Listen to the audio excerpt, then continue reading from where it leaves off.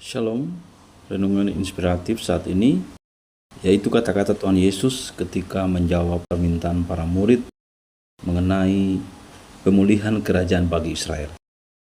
Ini dicatat dalam kitab Kisah Para Rasul pasal 1 ayat 6 dan ayat yang ke-7 ketika peristiwa kenaikan Tuhan Yesus ke surga. Para murid bertanya, "Tuhan, maukah Engkau pada masa ini memulihkan kerajaan bagi Israel?"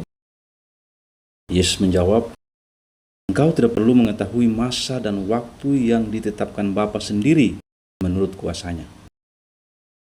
Dari jawaban ataupun pernyataan Tuhan Yesus ini, ada dua hal yang sangat penting untuk kita renungkan. Yang pertama, Yesus tidak bertentangan dengan pengharapan mereka, pengharapan para murid bahwa kerajaan itu akan diberikan kepada Israel. Yesus hendak menyatakan bahwa ada waktu dan masa yang telah ditetapkan Bapa.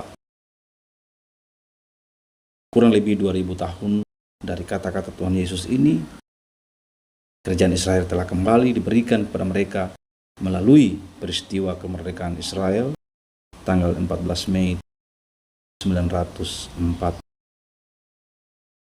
Ini juga menjadi penanda penggenapan nubuatan-nubuatan perjanjian lama. Kembalinya Israel ke tanah mereka sebagai salah satu tanda-tanda zaman peristiwa kedatangan Kristus yang kedua kali. Yang kedua, kata-kata Tuhan Yesus ini perlu menjadi perhatian kita bahwa kita tidak berhak mengetahui masa dan waktu kapan hal itu akan terjadi.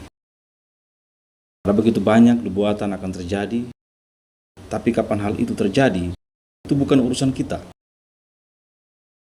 Ada beberapa orang Kristen berpikir bahwa mereka punya perhitungan dan mengetahui masa dan waktu kedatangan Tuhan Yesus yang kedua kali. Contohnya pada tahun 1818,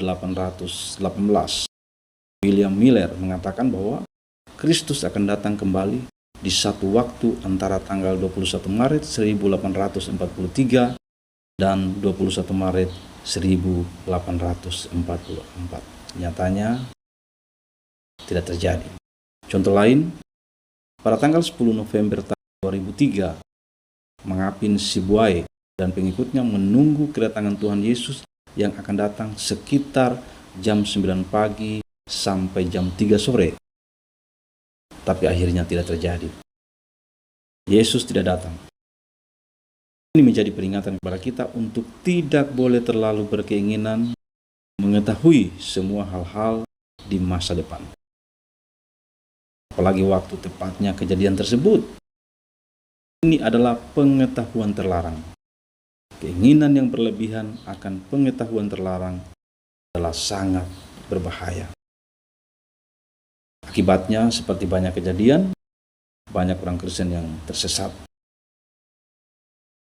Tuhan Yesus mengatakan, kita tidak punya hak untuk mengetahui masa dan waktu, tetapi masa depan hanya diketahui oleh Tuhan.